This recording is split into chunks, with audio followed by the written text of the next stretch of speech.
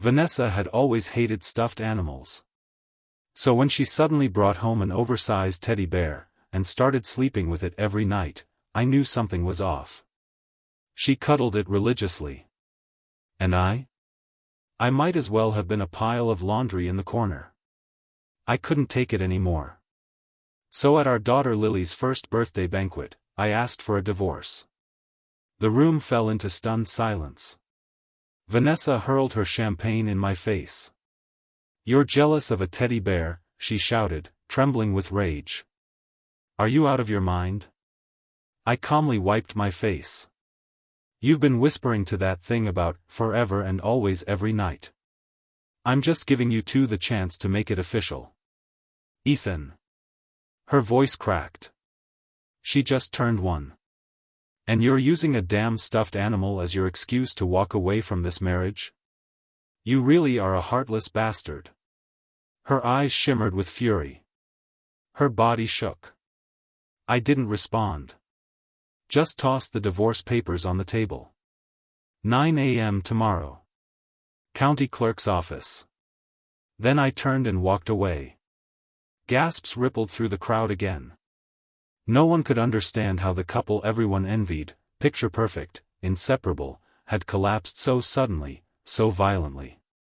Vanessa's expression flickered with panic and disbelief.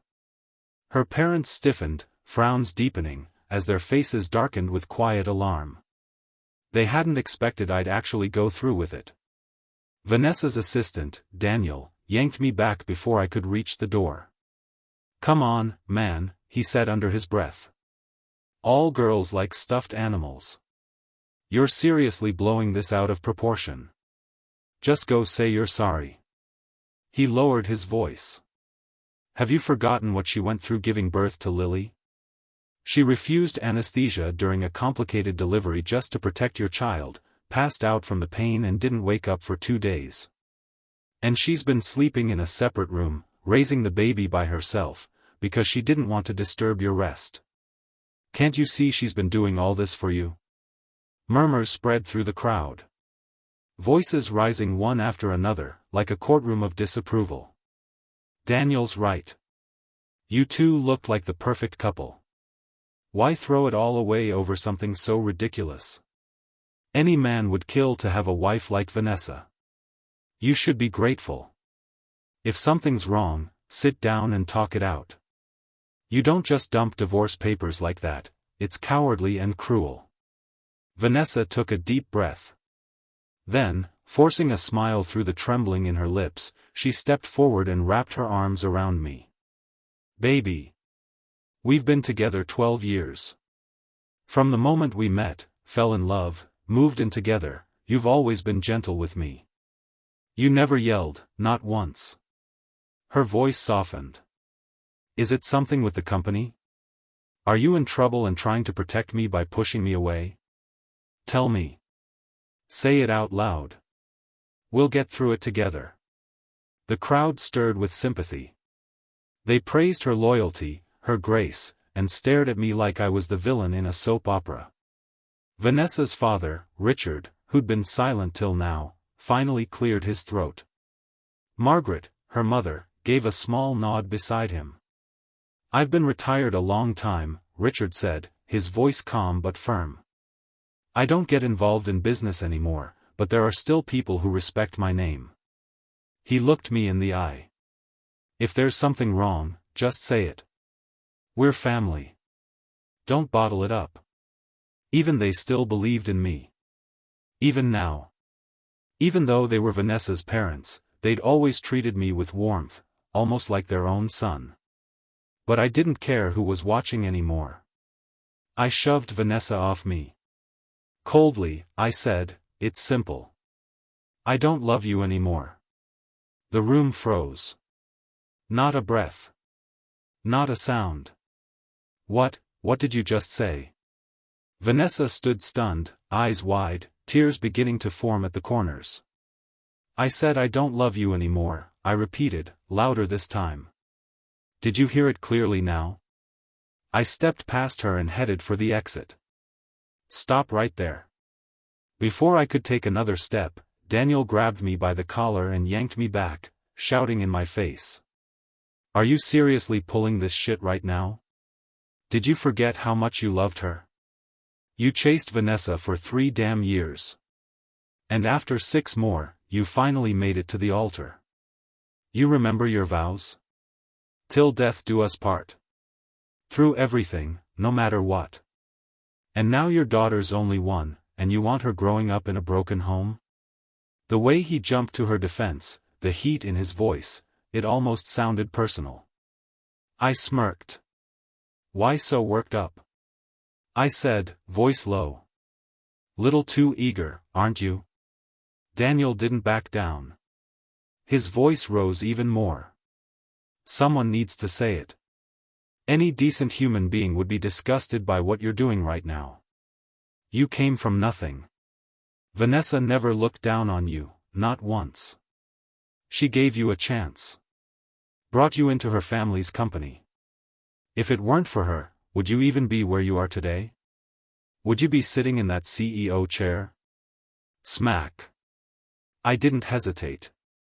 My hand cracked across his face, silencing the room all over again. You're just an assistant, I said coldly. Know your place. Vanessa's expression instantly shifted. Have you lost your mind? She snapped. Why the hell would you hit Daniel? She shoved me back and dropped to her knees beside him, frantically checking on him. Her eyes brimmed with concern, none of it for me. He deserved it, I said, clenching my fist, my voice calm and unapologetic. Not a flicker of regret. The mood in the room soured even further. The disgust was instant and unanimous. Chapter 2. Whispers spread like wildfire. People started thinking maybe my easygoing charm had always been an act. That underneath the gentle smile was someone volatile, even cruel. Daniel, still on the ground, turned to Vanessa and murmured, I'm sorry. It's my fault. I shouldn't have said anything. I provoked him. Please, don't blame Ethan. His head was bowed low, his voice low and remorseful. It's not your fault, Vanessa said softly. I dragged you into this. Then she turned to me, her posture humble, her voice quiet.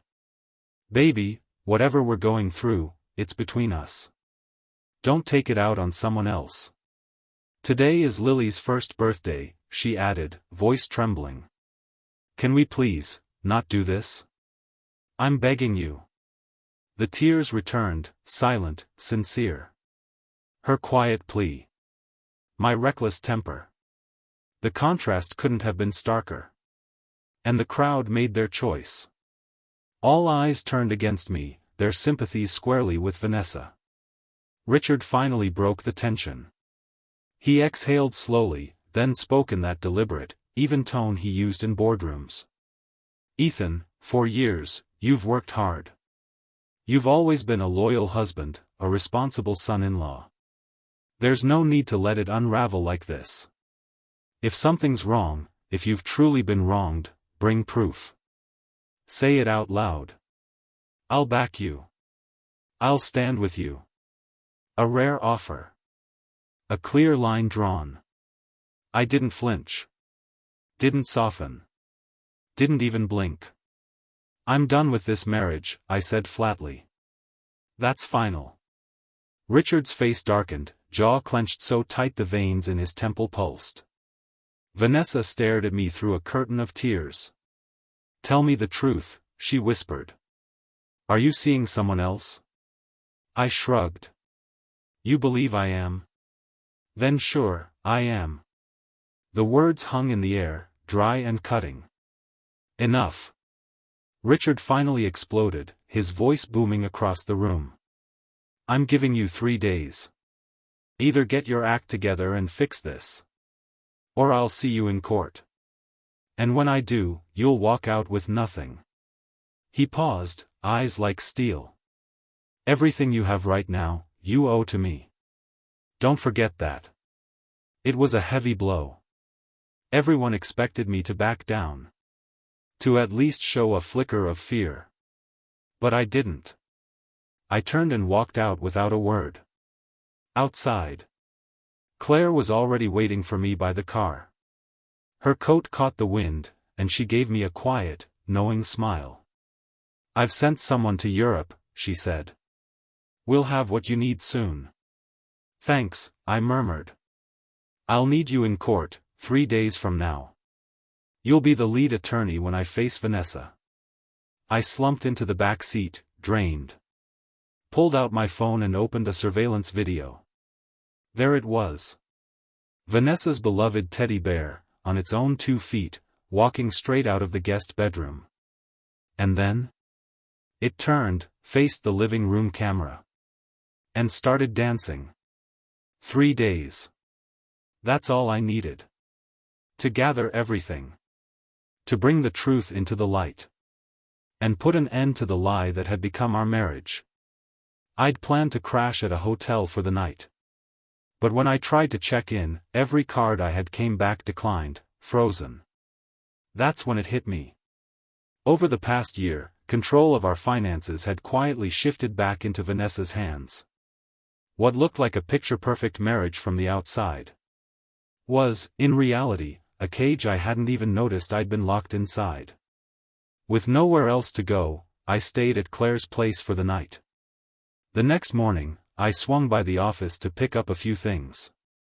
The moment I stepped into the lobby, I could feel the tension. Then came the whispers. What a complete idiot. He had it all, and threw it away. Divorcing someone like her? He's dumber than a sack of bricks. Seriously. So what if Miss Sterling likes cuddling a teddy bear? Big deal. I sleep with one too. Bet it's because she gained a little weight after giving birth, another voice said. He probably got bored and found someone else. Typical. The way they looked at me. Like I was some kind of criminal. Not a boss. Not even a man. Just something to be judged and picked apart. I didn't even have time to respond. Vanessa's voice cut through the room. That's enough. All of you, quiet. Who gave you the right to speak on our private matters? Get back to work. The employees dispersed, reluctantly and shamefaced. Then she turned to me. Baby, she said, sweetly. I bought you something. She reached into her bag and pulled out a pristine wristwatch. Try it on. Gasps echoed instantly across the room. A Patek Philippe limited edition, someone whispered. Only 3 ever made, and they were all sold to anonymous collectors. She must have pulled every string she had to get that, another said. The woman's incredible. The admiration was instant. Everyone's eyes lit up with awe and envy. The narrative had shifted again, and I was once more the villain in a love story they refused to believe could be broken. But I stayed cold. Didn't flinch. Didn't soften. I'm just here to pick up the pendant my parents left me, I said, voice flat. As for the watch, give it to your teddy bear. The moment those words left my mouth, the room seemed to tilt. Vanessa froze, stunned. The employees erupted in outrage. He's disgusting, how dare he say that to her? She buys him a watch like that, and he spits in her face? I don't care what she did, he's a heartless bastard. I didn't react. Didn't acknowledge a single word. I walked right past them, heading upstairs. That pendant. It was the only thing my parents left me when they passed. They said it would bring me luck, so I'd worn it around my neck every day for years.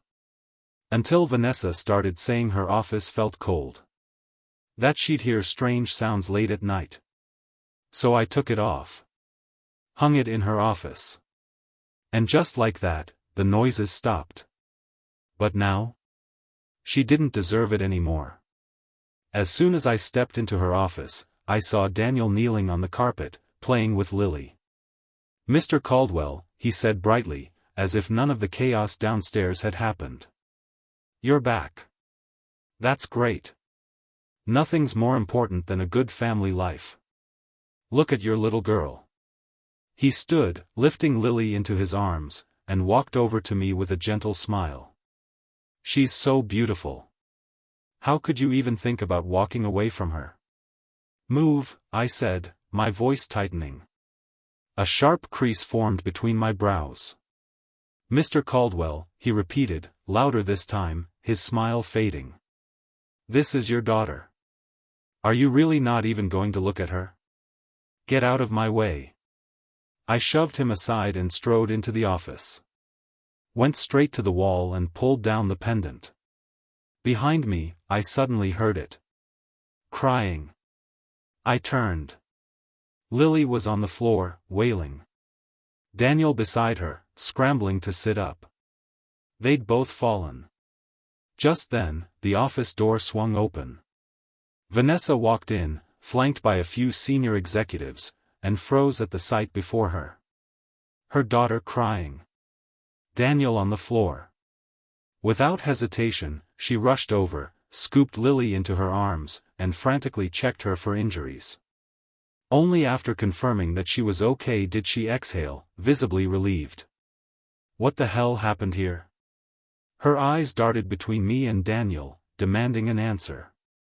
Daniel lowered his head, voice calm, even apologetic. "I just wanted Mr. Caldwell to see his daughter," he said. "But he didn't want to. He pushed me away. It's my fault, I didn't keep my balance. I'm sorry." "What?" Before I could say a word, Vanessa turned and slapped me across the face. Hard. "You've become monstrous," she screamed. "That's your daughter. She's barely a year old. What if she'd gotten hurt? What if, God forbid, she'd hit her head?" I didn't blink. My tone stayed ice cold. "Say whatever you want. If she had died, that still wouldn't be my problem." The entire room went dead still. Vanessa's face crumpled as fresh tears rolled down her cheeks. Daniel stepped forward, jabbing a finger in my face. "Are you even human? You're cursing your own child to die. You're beyond help. Seriously." Vanessa wiped her tears with a trembling hand. Her voice cracked, but her words were clear. "I'm done." She looked at me, shaking, tear-streaked, furious. "I'm done with you. Get out. Get the hell out of here. I can raise my daughter alone. She doesn't need a father like you." Her final words ripped through the office like a storm. "We'll settle this in court." She shouted it, nearly screamed it, before collapsing onto the couch, Lily still clinging to her. I didn't reply. Didn't defend myself. I simply turned, and walked out. It didn't take long. News of our divorce exploded on YouTube. The gossip mill went into overdrive. One tabloid said I had dozens of mistresses. Another claimed I was a regular at high-end clubs. Someone even alleged I had an illegitimate child stashed away overseas, complete with photo evidence. I was crucified in the court of public opinion. To them, I was the man who abandoned his wife, rejected his child, and spat in the face of the very people who lifted him up. A traitor. A monster. A disgrace. But I said nothing. No interviews. No public statements. No defense. I stayed silent until the day of the hearing, 3 days later. Because the trial was public, the courtroom was packed. Family. Friends. Journalists. Cameras. "Ethan," Vanessa said as I stepped inside. She stood rigid, her voice sharp but trembling. "This is your last chance. Apologize. Make it right. Let's put this behind us and fix what's left." Daniel, ever the loyal mouthpiece, jumped in. "You don't have a leg to stand on. You'll lose everything, walk out with nothing." "And then what?" he added with a sneer. "You think anyone's gonna hire you after this? You'll be lucky not to end up sleeping under a bridge." Richard and Margaret sat nearby, faces carved from stone. Richard spoke slowly. Coldly. I hope you've thought this through. Using a stuffed animal as your legal justification for divorce? Margaret added. You'll be laughed out of the courtroom. They expected me to fold. But I said nothing. I walked past them all and sat down beside Claire. They watched me in stunned silence. Then scoffed in unison, like the verdict was already sealed. The hearing began. The judge reviewed Vanessa's submitted materials, flipping slowly through the printed pages before turning to me. Hugging a stuffed bear at night, he said evenly, is not, in itself, grounds for assigning fault in a divorce. However, the plaintiff has provided over 50 photographs of you in close physical contact with other women. He glanced up, sharp. If you cannot present new and credible evidence, this court will rule you at fault, based on the existing materials. I rose from my seat, calm and deliberate. I have evidence, I said. Your Honor, I request permission to present video footage. Gasps echoed through the room. Now, everyone was paying attention. All eyes locked on me. This was the moment. The storm I had waited to unleash. Claire stood and handed a flash drive to the court clerk. We'd like to present digital video evidence, she said. The judge gave a nod. Proceed.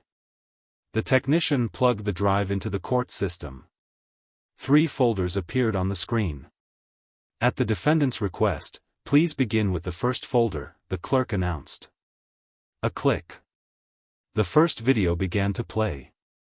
The screen flickered, then lit up with the image of Vanessa. She was in a silky blue nightgown, straddling the oversized teddy bear. Swaying her hips slowly. Her hands caressed the bear's chest, her face flushed with pleasure. She bit her lip. Smiled. Completely lost in whatever fantasy she was playing out. The courtroom erupted. What the hell, Vanessa was doing that with the teddy bear? She's married. That's her husband sitting right there. Who does something like this, with a stuffed animal, in secret? The whispers turned into a roar. Vanessa's face turned crimson. She shot me a look, one part rage, one part shock. She was certain there were no cameras in the house. No way I could have seen this. No way I could have known. Vanessa has her reasons. Daniel jumped to her defense, standing up like the hero in a bad play. She nearly died on that operating table giving birth. The trauma left her with severe postpartum depression. She has a medical note to prove it. Maybe this, he gestured vaguely toward the paused video on the screen, maybe this was just her way of coping. A way to release all that pressure. Murmurs rippled through the courtroom. Nods. Sympathy. If it's postpartum depression, it makes sense. Yeah, people with depression do all sorts of strange things. I remember when I had it, I cried to a potted plant every day. Honestly, what did this guy do to push her that far? Unbelievable. The crowd sentiment turned quickly, like a tide washing back in Vanessa's favor. Daniel seized the moment. You're unbelievable, he snapped at me. Not only did you ignore your wife's mental health, but now you're publicly humiliating her with that video? All just to gain the upper hand in a financial split? Who does that to their own wife? He was trying to crucify me with morality. Turn the spotlight on me, paint himself and Vanessa as the victims. And it worked. Vanessa sobbed into her hands. Margaret wrapped her in a tight embrace, rocking her gently. There, sweetheart. Mommy's here. We won't let him hurt you again. Then she turned her fury on me. One day of marriage is supposed to mean 100 days of kindness, she spat. But you, how could you do this to my daughter? Do you have any idea what a woman's reputation is worth? Do you know how long it takes to rebuild it after it's destroyed in front of the whole world? You're scum. Absolute scum. Even Richard, usually the quiet power in the room, looked ready to explode. His eyes bloodshot, fists clenched at his sides. "I can't believe I ever trusted you," he growled. "You humiliate my daughter like that in public, fine. But you better believe I'll make damn sure you regret it." The courtroom boiled over. Rage simmered in every corner. If looks could kill, I would have been drawn and quartered on the spot. Even the press had erupted, reporters frantically scribbling notes, some live-streaming the chaos as it spilled onto every corner of the internet. Online, the hate was spreading like wildfire. I was already being condemned as a monster. A manipulative, heartless traitor. Order. The judge banged his gavel, trying to contain the frenzy. Enough. I waited for the room to settle, then spoke clearly. "Your Honor, please direct the court's attention to the second folder." My voice was steady. Calm. Because I hadn't walked into this courtroom unarmed. I was ready. The judge gave a nod. "Proceed." The clerk opened the second folder. Inside were multiple videos, time-stamped, high-resolution. The first video began to play. It was the same footage I'd watched in the car days ago. Vanessa's beloved teddy bear. Strolling out of the guest bedroom. Then, as if mocking us all, it turned to face the security camera. And started dancing. The entire courtroom gasped. What the hell? Is that thing alive? Wait, what are we watching right now? Is this real? Voices overlapped in disbelief. Shock broke through the moral posturing. People started to realize, this wasn't the story they thought it was. This was something else. Daniel's expression cracked. For the first time, his mask slipped. There it was. A flicker of panic in his eyes. A flicker he couldn't hide fast enough. Vanessa's face had gone pale. Her lips twitched as she scrambled for a new narrative. "Sweetheart," she said quickly, I didn't realize the house was haunted. That's why you wanted the divorce, right? Because you were scared?" She took a step toward me, eyes wide with a flicker of desperation. "I'll throw the teddy bear out the second we get home. Let's go back. Let's just go home and fix this." Her voice softened, pleading. Her eyes searched mine. The judge turned to me. "Mr. Caldwell. Would you like to reconcile?" "No," I said flatly. Not a second of hesitation. Vanessa's forehead glistened with sweat now. Her smile faltered. Okay, I get it," she said with a nervous laugh. "This is my fault, right? I didn't listen to you before. I'll change, I promise. Just don't do this." The cracks were finally showing. She was unraveling. Still, I said nothing. Claire stood and addressed the judge. "Your Honor, we'd like to present the second video." Permission granted. The screen came to life again. This time, the teddy bear wasn't just dancing. It was holding Vanessa in its arms, spinning her in slow, almost romantic circles. Then it dropped to one knee. Presented a bouquet of flowers. Vanessa didn't hesitate. She smiled sweetly, leaned in, and said, "Now that I've accepted your flowers, I'm yours. I love you, baby." The courtroom erupted. What the hell am I watching? Okay, this is beyond weird. I'd lose my mind too if I walked in on that. There's gotta be someone inside that thing. The technician played the next video. And then the next. And the next. Each one worse than the last. Vanessa and the teddy bear. In the living room. In the kitchen. In the bedroom. Touching. Talking. Kissing. It was disturbing. Graphic in ways that didn't need nudity. And undeniably real. By the end of it, even the judge was fidgeting behind the bench. The shame, once mine, had turned. Shifted. Now, as they looked at me, I saw it. Not rage. Not disgust. But sympathy. What the hell is going on? Richard's voice cut through the silence like a blade. He and Margaret were both glaring at Vanessa now, their faces pale with fury and disbelief. Say something. Margaret barked. What is this? Why would you do this? I don't know, Vanessa muttered, shaking her head quickly. Her lips were pressed into a tight, trembling line. She shot me a look, burning with shame and rage. Like it was my fault. Like the sin was not in what she'd done, but in the fact that I'd exposed it. Daniel, standing nearby, darted a glance between us. And then his eyes lit up with something slick and opportunistic. He raised a hand. She has delusional disorder, he said suddenly. It's part of the depression. The videos, those were just her acting out symptoms. Everyone froze. Even Vanessa blinked in confusion. What? She whispered. Explain, Richard demanded. His voice was sharp, desperate. He sounded like a drowning man clinging to driftwood. He needed a reason to believe his daughter wasn't what the screen had just shown her to be. Daniel pressed forward with conviction, the lie flowing smoothly now. After giving birth, Vanessa's postpartum depression became more severe.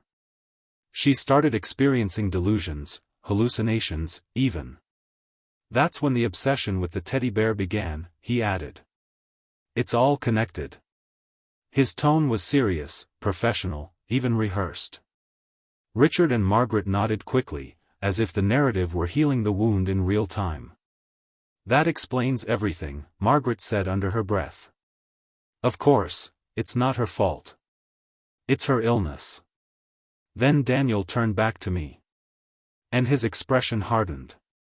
You're unbelievable, he said, voice low and cold. She gave you everything, her trust, her money, her name. You wouldn't be where you are without her. And now you humiliate her in public? In front of friends, family, the entire internet? You've been planning this all along, haven't you? The shift was fast. And Vanessa, realizing the narrative was swinging back to her side, began to cry. Big, sobbing, helpless tears. To back up her claim, Vanessa submitted surveillance footage from her office. It should have sounded ridiculous. A woman claiming delusions to explain footage of her dancing with a teddy bear? But somehow, it worked. Oh my God, someone in the back whispered. She's sick, and he's been dragging her through the mud. Unbelievable. The man's cold as stone. But not everyone was convinced. Delusional disorder? Really? Sounds fake as hell. Come on, someone was obviously inside that bear suit. This is a setup. Still, Vanessa's supporters were quick to counter. They pointed to the earlier incident, when I'd shoved Daniel, causing Lily to fall. That's all the proof we need of his character. The guy's unstable, dangerous.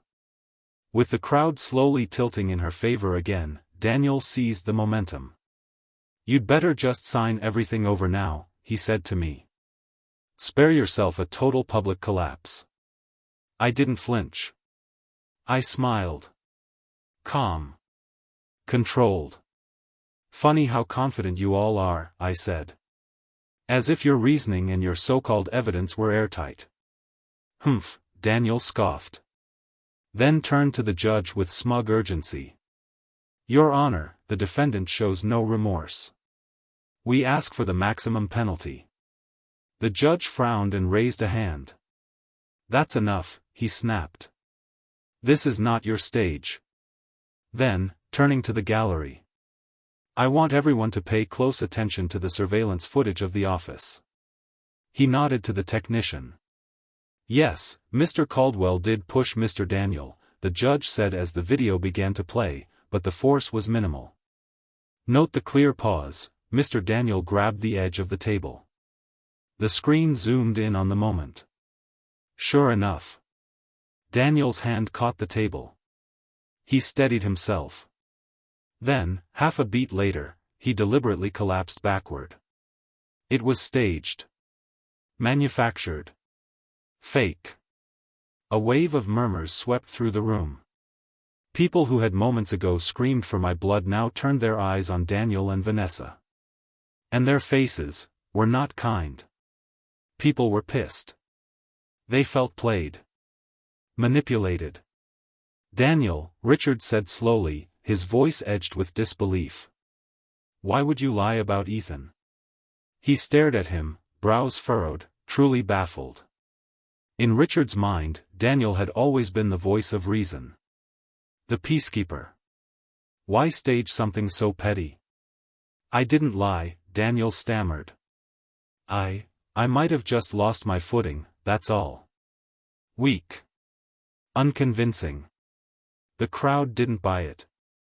But Vanessa rushed to his defense. Daniel had a leg injury, she blurted out. His balance hasn't been the same since. He probably just stumbled, that's all.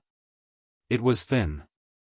But barely enough for a few in the crowd to accept. The judge cleared his throat.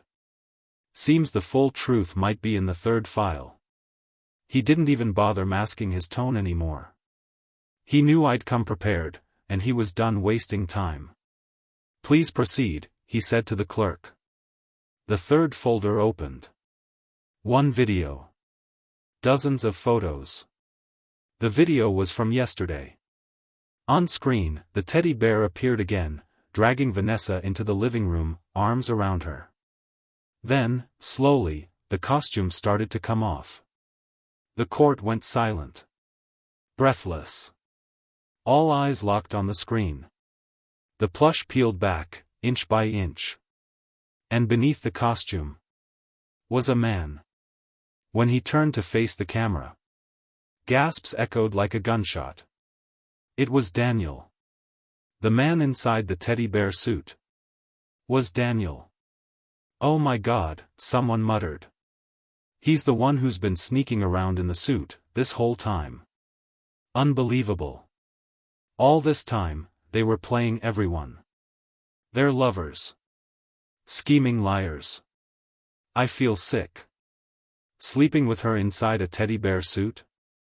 That's not just sick, it's deranged. The room erupted into a frenzy of disgust and outrage. Insults flew. Phones went up. Camera shutters clicked. No one was quiet anymore. Vanessa's face drained of color. Daniel stood frozen. The game was up. Even the judge furrowed his brow, clearly repulsed. He didn't say a word. But the way he looked at the screen, jaw tight, eyes narrowed, made it obvious. He found the entire act grotesque. Vanessa and Daniel exchanged a panicked glance. Sweat beaded on their foreheads. Their knees looked ready to buckle. Smack. Richard's rage boiled over. He turned and slapped Vanessa across the face, hard. His voice trembled with fury. You've disgraced me, he growled. You've disgraced this entire family. This is how I raised you. This is what you learned from your mother and me. You were always so well-mannered, so obedient. What happened to that girl? You cheated on your husband. You lied to us. How could you do this to Ethan? To us? Margaret broke down in tears beside him, burying her face in her hands. Neither of them could believe it. The daughter they once admired for her grace and devotion, now exposed as reckless, deceitful, and shameless. The judge finally turned back to Vanessa. His voice cold. Unflinching. Do you have anything to say for yourself? Vanessa's eyes burned red. Her fists clenched at her sides. It's fake, she muttered. All of it. That video, he doctored it. You can't trust it. That's right. Daniel chimed in, regaining a shred of composure. I was in a business meeting yesterday. I've got witnesses. How could I possibly be in that costume? I narrowed my eyes. Still lying. Even now. They were knee-deep in evidence and still digging. Is that your final position? Richard asked sharply, suddenly alert again. Yes, Daniel said, nodding with forced confidence. I can give you the client's number. Just call and ask. Claire stood, calm and direct. Since the defendants claim the footage was falsified, she said, we formally request a forensic video analysis. The judge nodded. Granted. Both requests are approved. His gavel came down with a firm bang. Not long after, the court staff returned with an update. According to surveillance and witness testimony, one official announced, Daniel was indeed in a business meeting yesterday. There's video and multiple people confirming his presence. A murmur rippled through the room.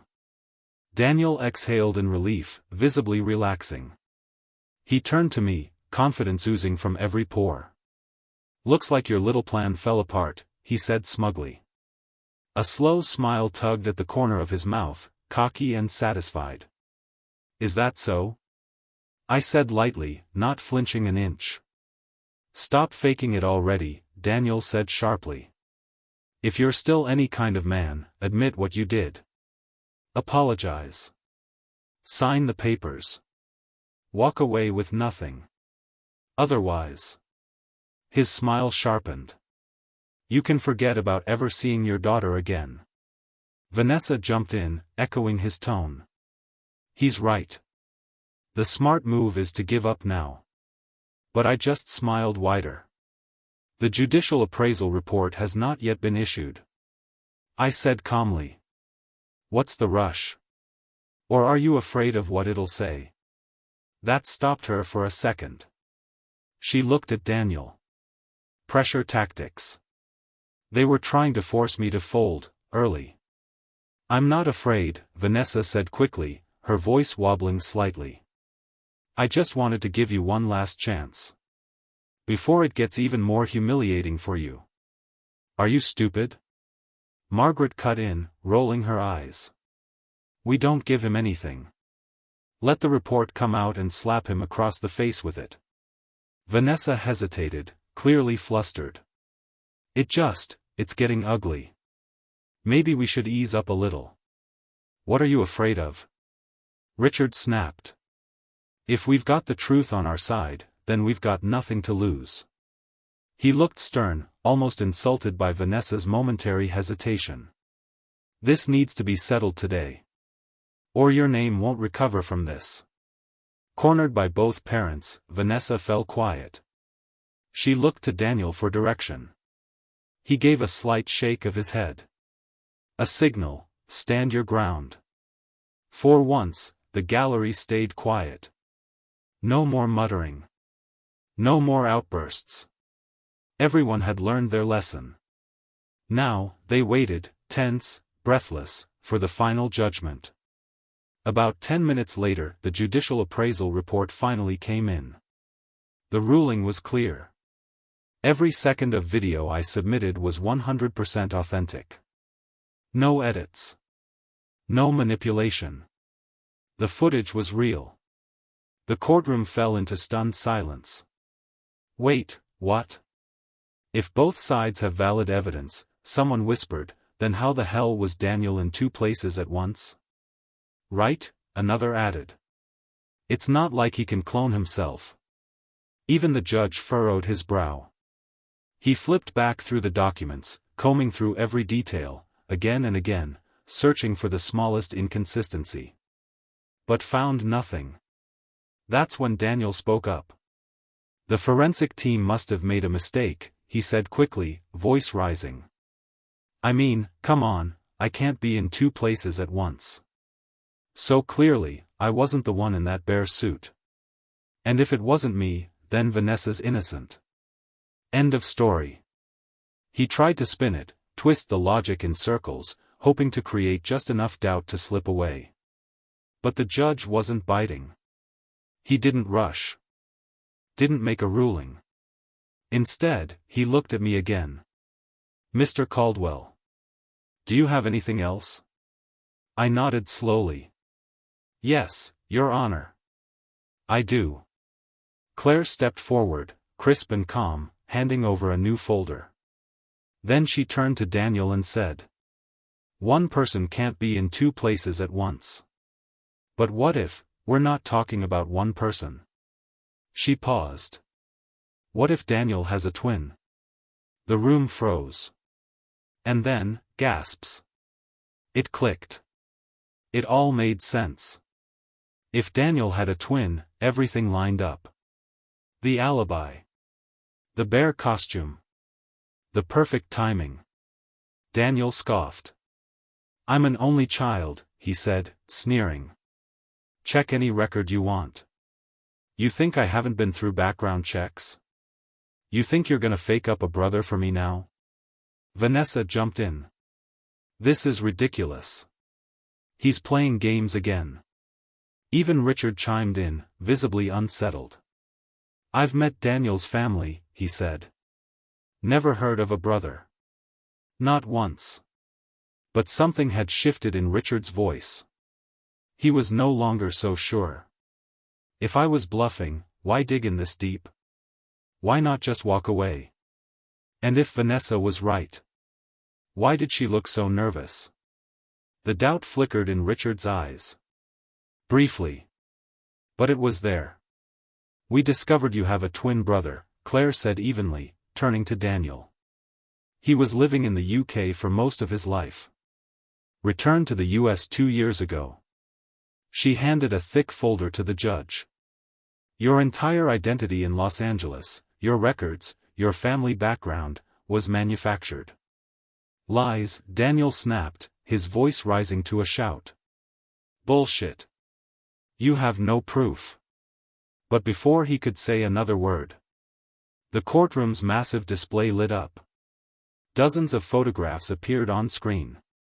Images of Daniel and another boy, identical to him. Growing up. Same age. Same faces. From childhood through adolescence. And finally, a sealed DNA test result, stamped and signed. Confirmation, identical twins. Richard's eye twitched. His pulse visibly jumped. The truth hit like a punch to the chest. Across the room, the rest of the courtroom froze. Everyone stared at Daniel. Cold dread settled into the air. "This is insane," someone muttered.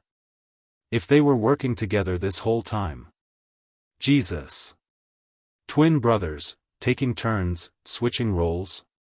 I wouldn't have survived it either. And I wasn't immune." Even now, I felt the chill creep up my spine. Knowing how close I'd come to losing everything.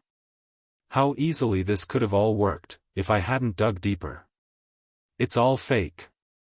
Daniel screamed, panicking now. "Those pictures are photoshopped. The report is forged. If I had a twin, why isn't he here? Huh? Why haven't you brought him in?" But just as the words left his mouth, a court officer leaned in and whispered something to the judge. The judge sat up straighter, nodding sharply. He cleared his throat. "The LAPD has just provided critical evidence. Everyone, please direct your attention to the live feed." The video feed came online. A stark interrogation room appeared on screen. Inside, a man in handcuffs sat slouched at the table, flanked by officers. "Name?" the detective asked.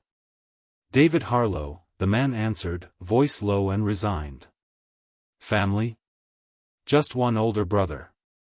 Daniel Harlow. He's the assistant to the president of Sterling Group." The truth shattered everything. Daniel stumbled backward, eyes wide, face drained of blood. His voice dropped to a whisper, almost inaudible.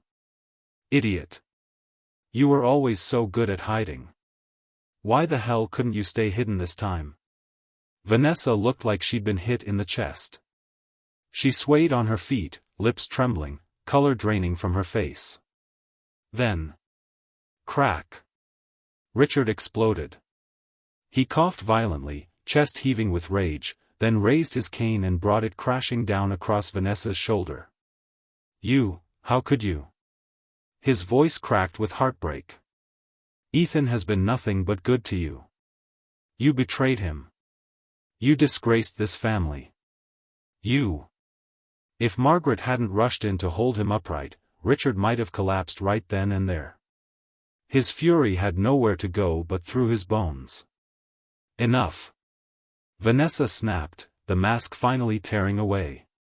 She flung her arms up and screamed, defiant and venomous. "Stop shouting, old man. So what if I divorced Ethan? Big deal. I've got Daniel, and Daniel's got millions. Hundreds of millions. Offshore investments. UK real estate. Tech stock. I'll be fine." Her voice rang out with reckless pride. The room fell deathly silent. Richard and Margaret stared at her, frozen. For a second, just a second, they looked like strangers in their own daughter's presence. And then the light left their eyes. Their anger was gone. Replaced with something heavier. Disappointment. Something deeper than rage. Something final. I let out a quiet laugh. It wasn't kind. "Vanessa," I said, my voice calm but cold. "Are you really that stupid? Or just playing dumb?" She turned toward me, suddenly uncertain. "Why do you think David was arrested?" Vanessa froze. The confidence drained from her face. And for the first time since walking into that courtroom, she realized something was very, very wrong. Then came the final blow. The judge looked down from the bench and delivered the truth, calm, clinical, and devastating. "According to new findings from the police," he said, "Daniel and David are both wanted for fraud. They have no assets in the UK, only a mountain of debt." Gasps echoed across the courtroom. David confessed, the judge continued, that he approached Vanessa solely for financial gain. Their plan was simple: seduce Vanessa, use the affair to control her emotionally, and eventually edge Ethan out of the company. On the day of the first birthday banquet, they intended to accuse Ethan of cheating in public, framing him to trigger divorce proceedings and a corporate power grab. The judge's voice stayed steady, but his words cut like a knife. "Vanessa," he added, glancing her way, eagerly took the bait. She even requested they hide inside the teddy bear suit to keep her company at night. But Ethan's unexpected decision to file for divorce disrupted the entire plan. He paused. The courtroom exploded. Jesus Christ, Vanessa cheated on him with both brothers? She's a train wreck. A manipulative psycho. She deserves everything coming to her. Poor Ethan. Guy got ambushed by a whole con operation. And his wife helped them do it? There wasn't a single soul in the room defending her now.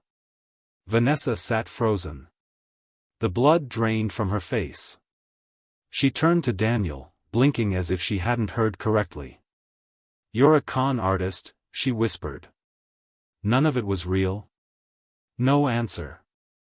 Daniel looked down at the floor, lips pressed shut. That silence shattered her. Vanessa lunged at him in a fit of hysteria, scratching, slapping, screaming. "You bastard! You used me! You lied to me! Die, you piece of shit!" Daniel finally snapped. He shoved her hard, violently. "Why the hell are you blaming me?" he shouted, eyes wild. "You couldn't wait to throw yourself at someone else. You practically begged me to crawl into that bear suit. You said Ethan bored you to death. Said you were sick of being married to a man with no surprises. You wanted excitement? You said that." He pointed straight at her. "You forged those fake cheating photos. You framed Ethan." His voice was ragged now. Spitting venom. Then. Smack. Smack. Smack. He started hitting her. Open-palmed slaps, one after another.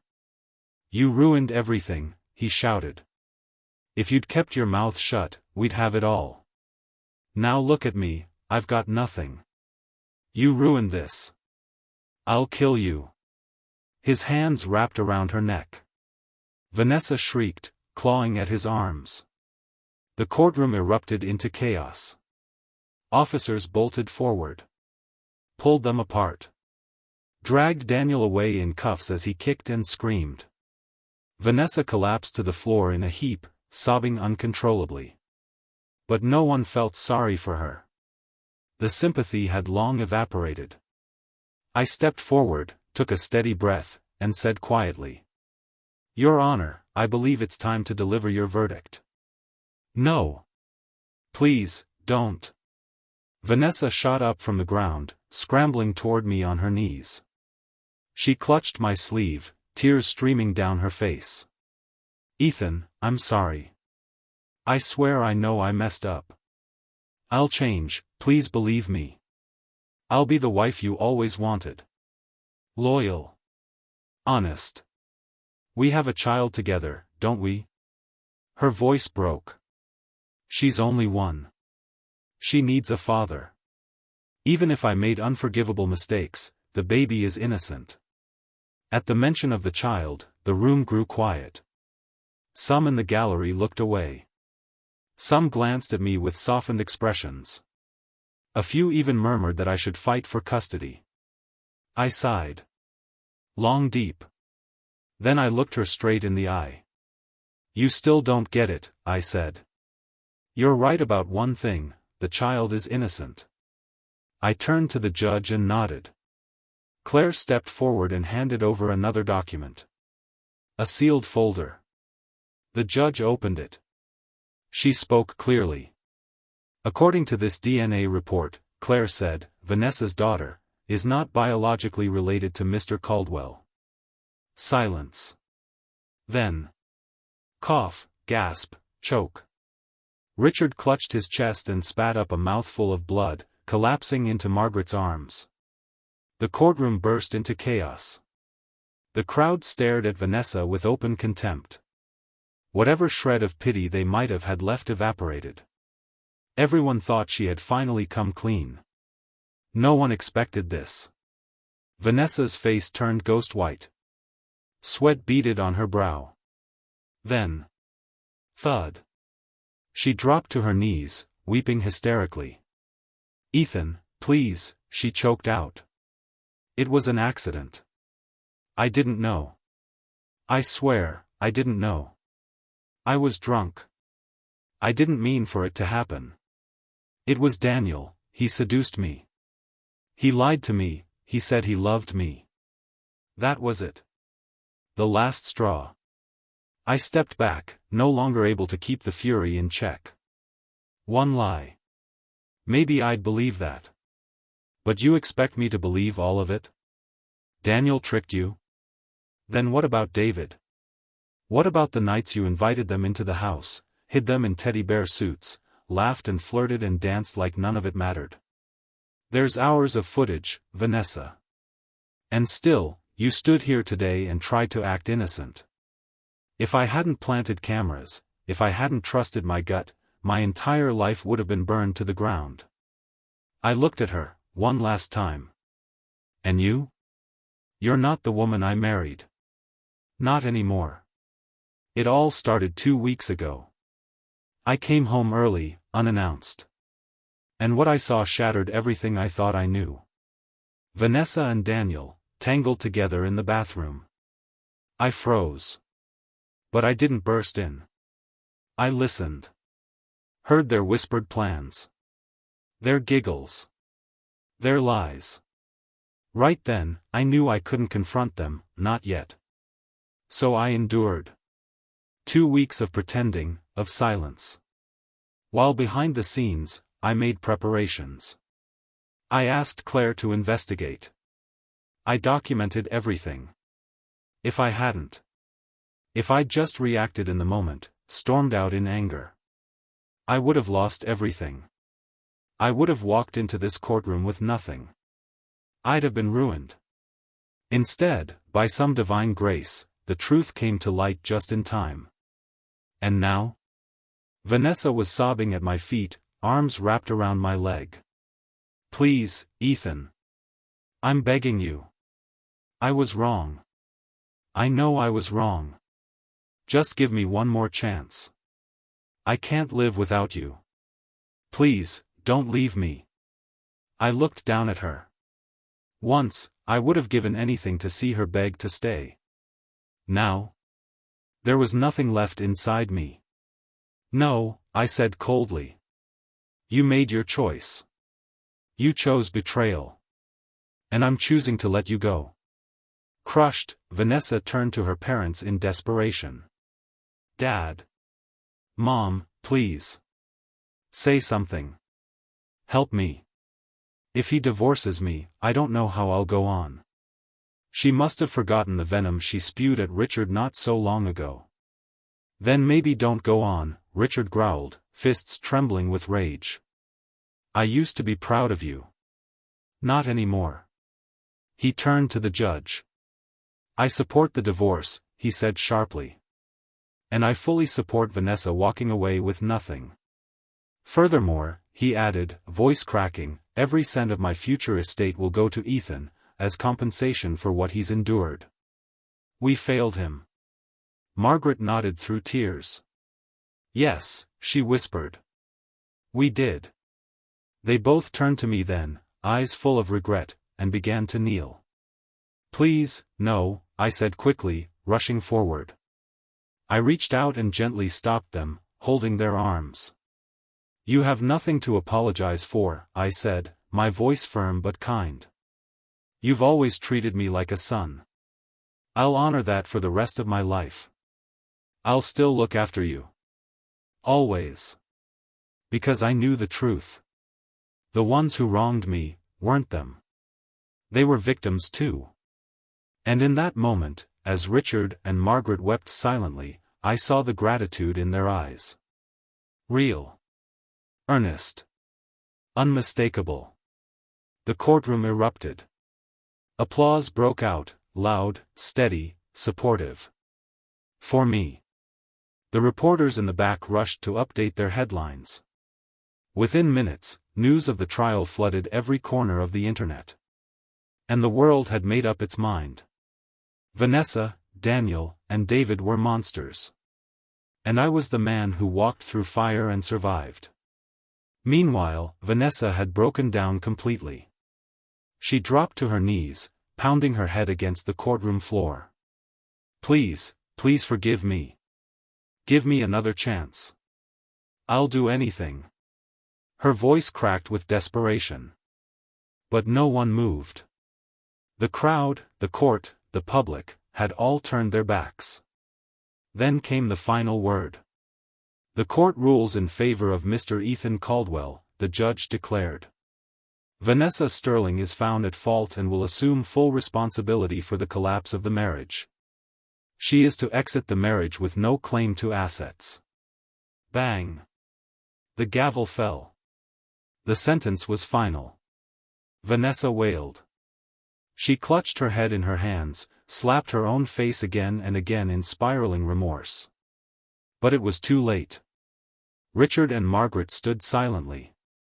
They didn't say a word. They didn't look at her.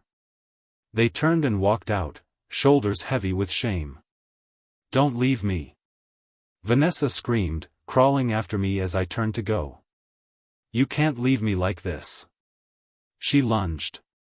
But the bailiffs were faster. They caught her, restrained her, held her back. She wasn't just losing her marriage. She was now under investigation, for inciting public defamation through malicious rumors. There would be more trials ahead. But they would no longer involve me. I stepped out of the courtroom and felt the sun on my face. Claire was there, waiting. I turned to her. Thank you, I said sincerely. If you hadn't helped me, I would have been destroyed. She smirked, flipping her hair over her shoulder. You better remember that, she said. In fact, you owe me big. I laughed. Okay. Then how about this? I reached for her hand. "Let me repay you, with the rest of my life." Her cheeks flushed as she let me take her hand in mine. We walked side by side into the amber light of sunset. Our shadows stretched long behind us. But for the first time in a long while, the road ahead was clear.